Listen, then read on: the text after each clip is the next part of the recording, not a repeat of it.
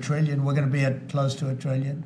And I'm going to say, we can settle this on, we can spend this on other things. We don't have to spend this on military and I'm going to be meeting with China. You know, we were trying to de-escalate nuclear, and I was in a position where Russia had agreed and China had agreed we were going to start, and then we had a rigged election, so that never took place. But this one was too big to rig. We won by so much that it was too big to rig. You want to do the China meeting in the United States, or would you travel to China for that? For what? A China meeting. Would you do that here or I there? tell people all the time, you know, the question is who's going to have the first meeting, where are you going to, I say this to Putin, to President Xi, I say to everybody, never bothered me, you know, I'm willing to say I'll go first. It doesn't matter. It's the end result that counts.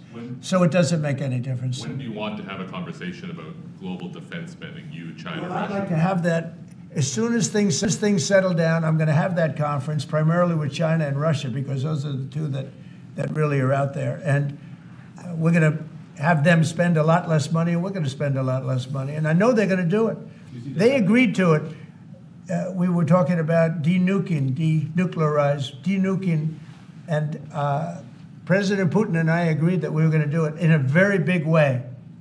There's no reason for us to be building brand new nuclear weapons. We already have so many. You could destroy the world 50 times over, 100 times over. And here we are building new nuclear weapons, and they're building nuclear weapons, and China's building new nuclear weapons, and China's trying to catch up because, you know, they're very substantially behind, but within 5 or 6 years they'll be even. And we're all spending a lot of money that we could be spending on other things that are actually, hopefully, much more productive. Hopefully, there'll never be a time when we need those weapons. If there's ever a time when we need nuclear weapons, like the kind of weapons that we're building and that Russia has and that China has to a lesser extent, but will have, that's going to be a very sad day. That's going to be probably oblivion. Do you see that as separate conversations, or do you see one giant summit with you, Xi Jinping, and Vladimir Putin? Yeah, I could see that. Let things calm down a little bit. You know, when I left, we had no Middle East problem. We had no Russia going into Ukraine. They never would have done it. Putin never would have done it. And I came back, and we got like the whole world is blowing up. So when we straighten it all out, then I want to have one of the first meetings I want to have is with President Xi of China, President Putin of Russia. And I want to say, let's cut our military budget in half.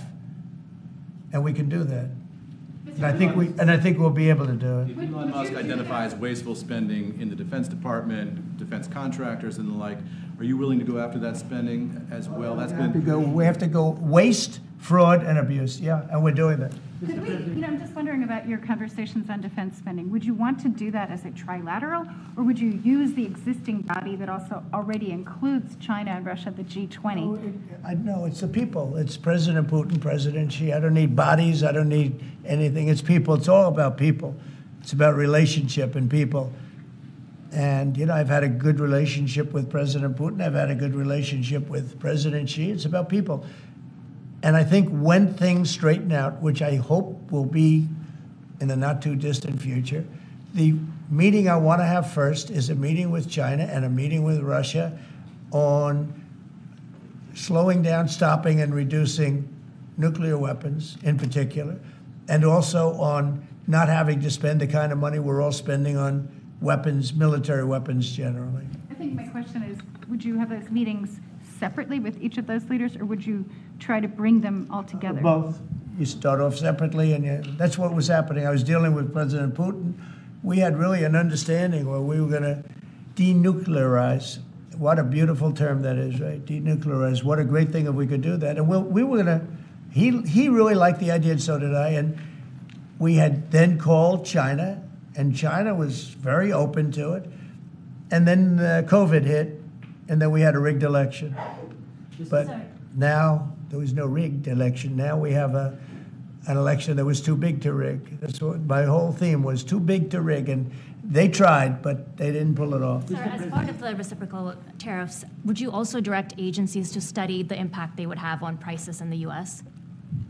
No, there's nothing to study. There's nothing to study. It's going to go well. The United States is going to become a very, very strong economically country. Yeah. Mr. President, in the past you have spoken against BRICS. India is part of BRICS. do you want to dismantle BRICS or you want to US want to be part of it? I don't care, but BRICS was put there for a bad purpose, and most of those people they don't even want to talk about it now. They're afraid to talk about it because I told them if they want to play games with the dollar, then they're going to be hit with a 100% tariff the day they mention that they want to do it, and they will come back and say, we beg you not to do this. BRICS is dead since I mentioned that. BRICS died the minute I mentioned that. And I remember when Obama and Biden in particular, I guess he said that, they have us over a barrel. They don't have us over a barrel. We have them over a barrel.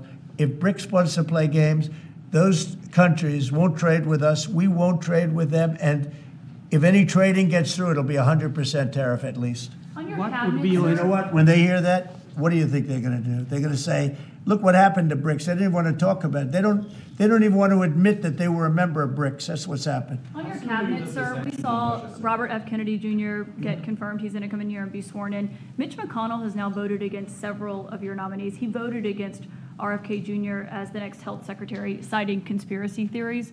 What's your reaction to that? Well, I feel sorry for Mitch.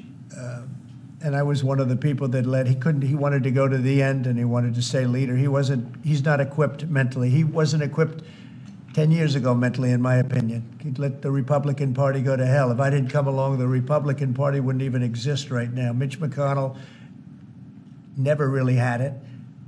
He had an ability to raise money because of his position as leader, which anybody could do. You could do it even. And that's saying a lot. But the fact is that he raised money and he gave a lot of money to senators, and so he had a little loyalty based on the fact that as leader you could raise a lot of money. Senators would call me and they say, he wants to give me 20, 25 million, can I take it? I'd say, take the money, take the money. But he engendered a certain amount of, I don't even call it loyalty, he was able to get votes. But I was the one that got him to drop out of the leadership position, so he can't love me. But he's not voting against Bobby, he's voting against me, but that's all right. He endorsed me. Do you know that Mitch endorsed me, right? Well, he did. You think that was easy? What?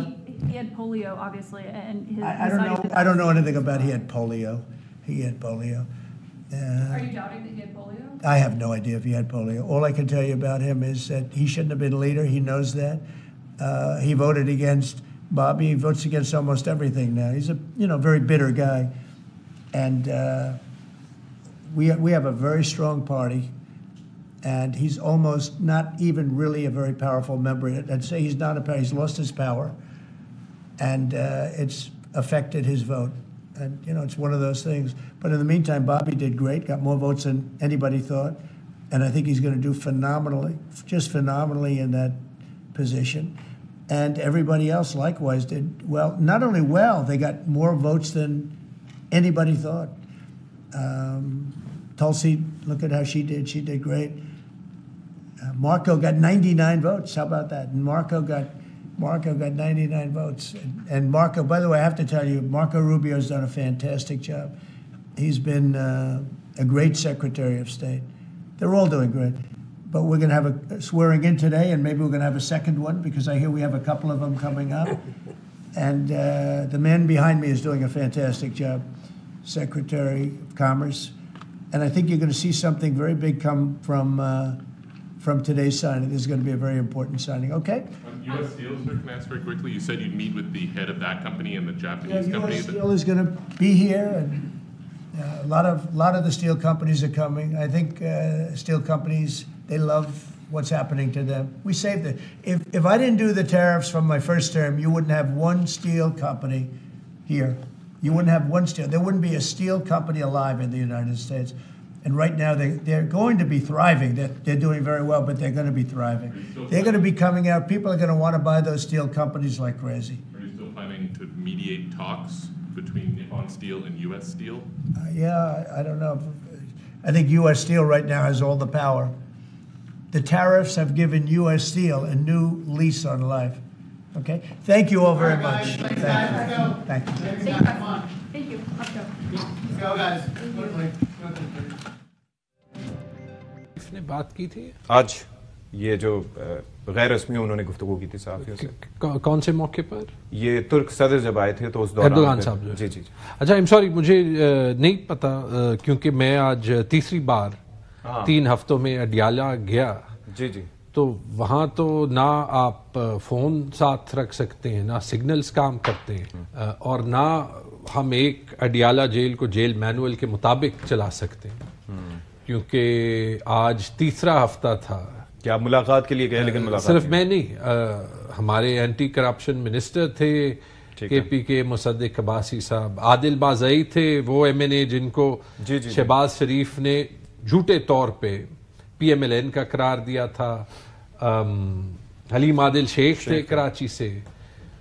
تو مجھے صرف یہ نہیں سمجھ آ رہی، میں اس لیے زیادہ کامنٹ اب کیا کروں، کیونکہ جس پاکستان میں یہاں سے 15-20 میل دور راولپنڈی میں میں تھا، وہاں تو ایک ملاقات نہیں کر پا رہے تھے. وہ جیلر صرف کہتے تھے کہ جی اجازت آ جائے. یہ مجھے نہیں پتا کس سے فون اٹھاتے تھے، بات کرتے تھے، بند ہوتی تھی، جواب نہیں. لیکن یہ آپ نے علی امین گنڈاپور صاحب سے نہیں پوچھا کہ آپ کی ہو گئی ملاقات، ہماری نہیں ہوئی اسی پاکستان؟ 2 گھنٹے کی 2 گھنٹے کانفرنس روم میں چائے سموسوں نہیں، یعنی کہ what was so special about ہم کہ جو آپ میں نہیں تھا؟ میرے سے کیا پوچھ رہے ہیں؟ آپ کہہ رہے ہیں نا کہ بھائی وہاں پر ملاقات نہیں، لیکن آپ ہی کی پارٹی کے وزیر اعلیٰ کی ہو گئی. چھوڑا ہاں اور ہمیں نہیں چھوڑا، ان سے پوچھے نا. تو کیوں چھوڑا؟ حکومت ہے، میں پنجاب کی حکومت میں بیٹھا ہوں یا یہ بیٹھے میرے سے کیوں؟ علی امین گنڈاپور آپ کو چھوڑ کر اندر کیوں گئے؟ نہیں علی خان خود سے آئے تھے. جو اچھا وہ آپ کے علیحدہ آئے تھے؟ ہاں وہ علیحدہ آئے تھے. تو وہ شیر افضل صاحب بھی یہ کہہ رہے تھے نا کہ بھائی اپنوں کی مہربانی ہے کہ دوسروں کی کہ ملاقات نہیں ہو رہی. جنید اکبر صاحب جو ہے وہ گئے تھے تو وہ کہہ رہے تھے کہ ملاقات نہیں ہو پا رہی، آپ اپنوں کی مہربانی کہیں یا دوسروں کی. تو اس پہ یہ آپ الزام کیا لگا رہے ہیں؟ تو ان کی ملاقات وہ اپنوں کے اوپر ایک